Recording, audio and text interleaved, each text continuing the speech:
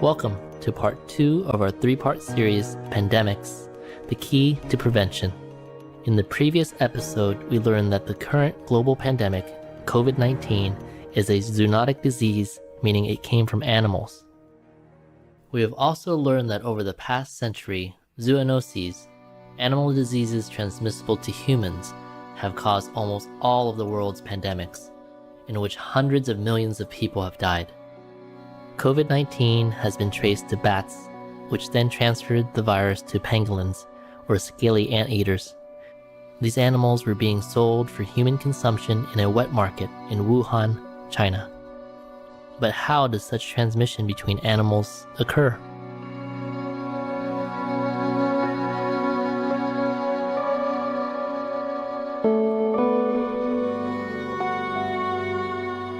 Dr. Peter Lee, an associate professor of political science at the University of Houston, an expert on China's wild animal trade, describes the conditions in a wet market.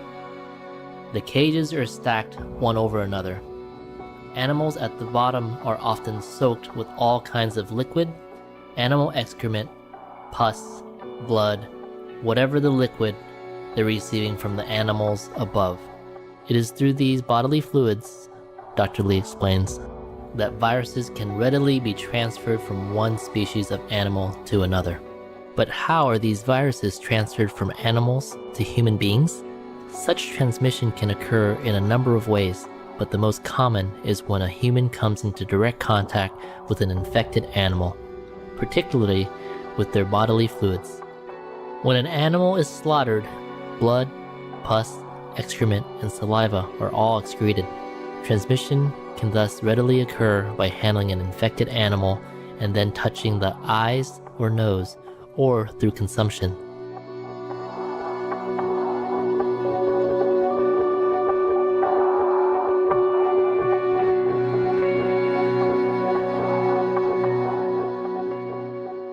Once a zoonotic virus has been transmitted from an infected animal to even one person, it can then spread rapidly to other human beings. Over the past century, almost every pandemic has been a zoonosis. Swine flu, H1N1, emerged from pigs, MERS from camels, avian flu from poultry, AIDS from chimpanzees, Ebola from bats and chimpanzees, and SARS from civet cats. World authorities and organizations have become increasingly alarmed about the ever-increasing number of zoonotic diseases. The United Nations Food and Agriculture Organization, FAO, states, "The world is currently facing an unprecedented increase of emerging and re-emerging animal diseases and zoonoses." The World Health Organization has also expressed concern, estimating that approximately 1 billion illnesses and millions of deaths occur each year from zoonoses, and that 60% of all existing infectious diseases in the world came from animals. What is even more alarming is the number of new diseases, such as COVID-19, that are surfacing. The U.S. Centers for Disease Control and Prevention, CDC, estimates that currently 3/4 of all new or emerging diseases derive from animals.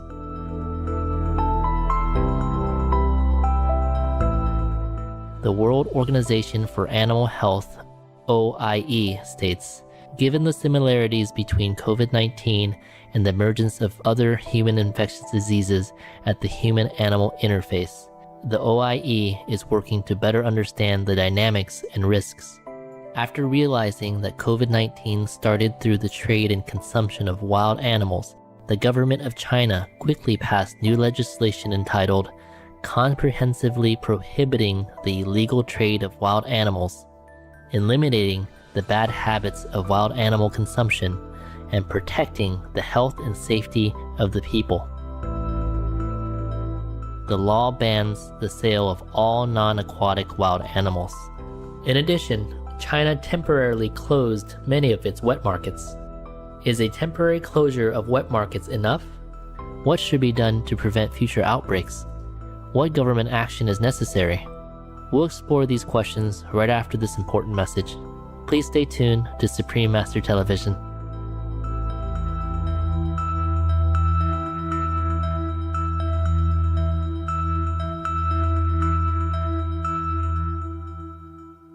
Noble viewers, welcome back to our program. As a consequence of COVID-19 pandemic, China temporarily closed some of its live animal markets, but did not ban them. Many believe far bolder action is required, even on a global level. These so-called wet markets, where live animals are slaughtered on site and sold for human consumption, exist not only in China, but can also be found in many other countries around the world, including the USA. New York City, for example, has an estimated 85 live animal markets, one of which sells as many as 100,000 live chickens during a festival weekend. Recently, activists gathered in New York City to ask city and state health officials to close these markets down. All live markets! This is Donnie Moss with TheirTurn.net at City Hall in New York, where about 20 activists have gathered to ask city and state health officials to shut down the estimated 85 live animal markets in New York. COVID-19 has been confirmed as starting in a live animal market in China. They're petri dishes. They are breeding ground for bacteria. Anyone who steps foot into these markets, they will track the bacteria, the animal's entrails, the blood, the feces. They will track them on the subways into their homes, their schools, to medical facilities, into their work. The fact that these are still operating in our city is absolutely abhorrent. Ag and markets! Stand by markets! Outbreaks like swine flu, avian flu, mad cow disease, SARS, coronavirus. What they all have in common is animal consumption. CDC! It's an emergency! The only way to guarantee that this never happens again is to shut down all slaughterhouses. Other groups in the US are also demanding the closure of wet markets. The Physicians Committee for Responsible Medicine, PCRM, a US organization with a membership of 12,000 doctors, has filed a legal petition with the US Surgeon General that states live animal markets are a welcome mat to coronaviruses. The failure to close a single live animal market in China led to a pandemic that has closed countless businesses worldwide and led to an enormous death toll and economic havoc. PCRM is demanding that all live animal markets in the US be shut down immediately.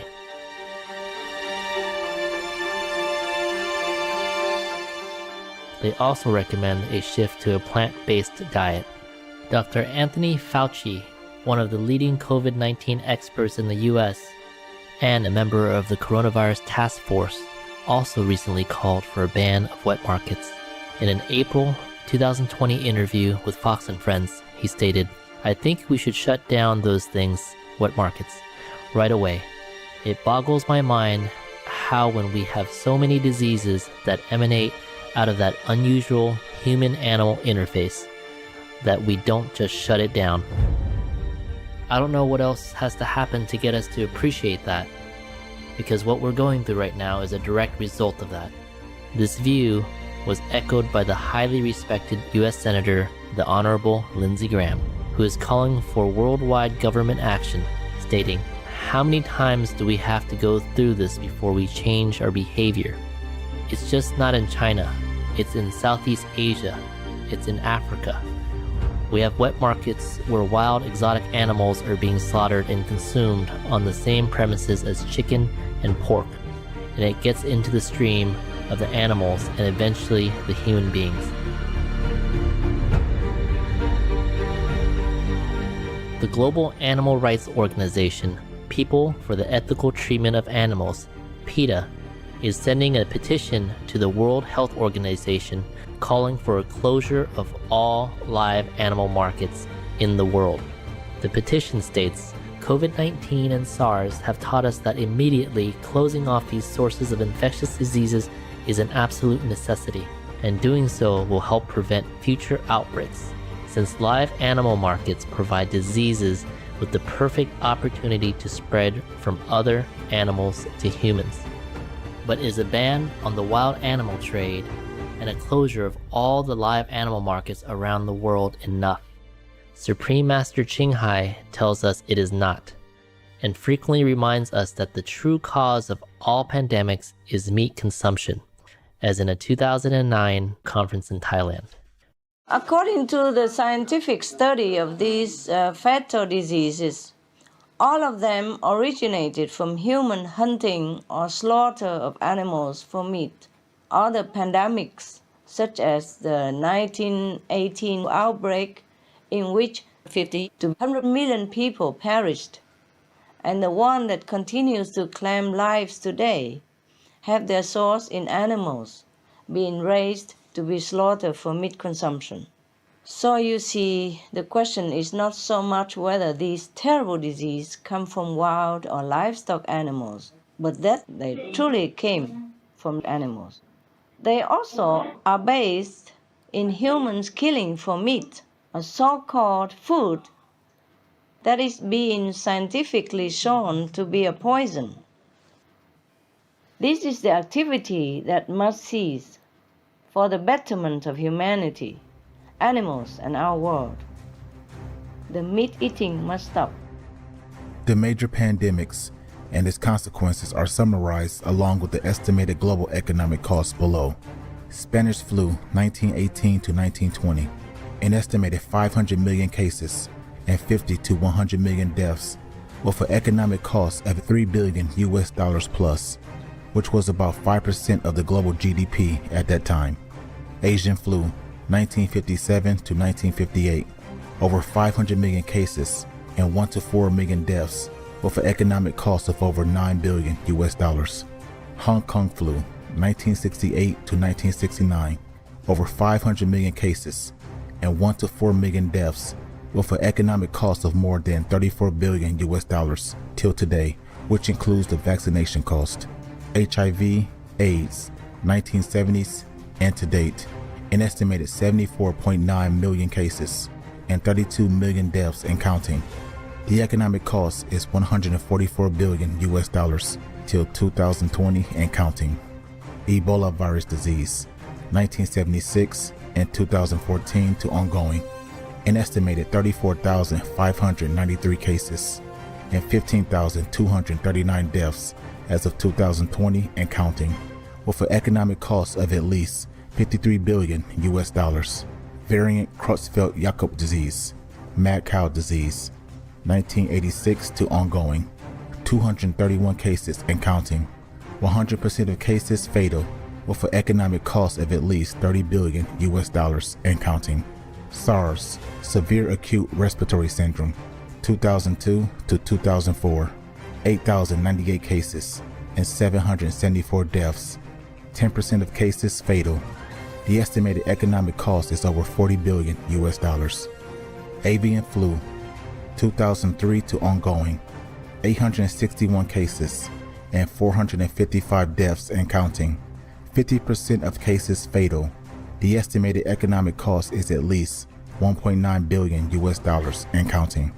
Swine flu, 2009 to 2010, up to an estimated 1.4 billion cases and 575,000 deaths, with an economic cost of over $50 billion. MERS, Middle East Respiratory Syndrome, 2012 to ongoing, 2,506 cases and 862 deaths as of January 15, 2020 and counting. 35% of cases fatal. The estimated economic cost is at least $10 billion and counting. COVID-19, 2019 to ongoing, an estimated 4.9 million cases and 329,300 deaths as of May 22, 2020 and counting. The International Monetary Fund, IMF, stated that COVID-19 could cost $9 trillion in 2 years. Precious viewers, thank you for your company today.